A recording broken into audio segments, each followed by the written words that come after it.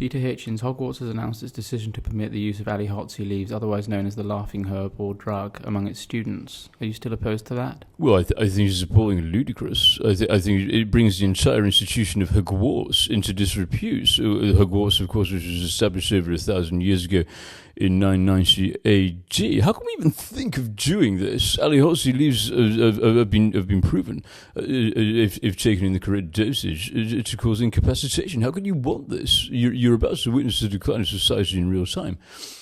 But Japanese and Portuguese statistics show no negative impact of alihotsy leaves on their wizards and witches. Well, that's irrelevant. If you wish to discuss that with the Japanese or with the Portuguese, be my guest. I'm not advocating for them.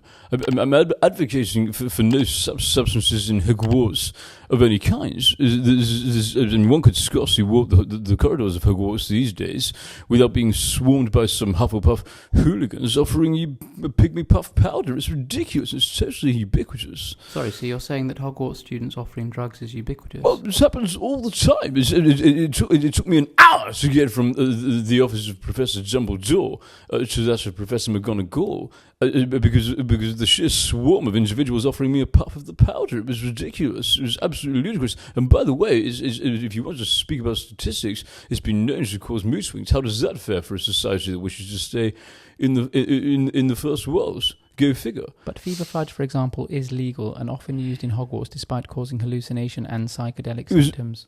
Again, it's just totally irrelevant. Why? It's a legal drug. Because I'm not advocating for fever fudge. I'm opposed to substances of all kinds. And if you bother to listen to a word I've been saying for the past 25 years, you would know that.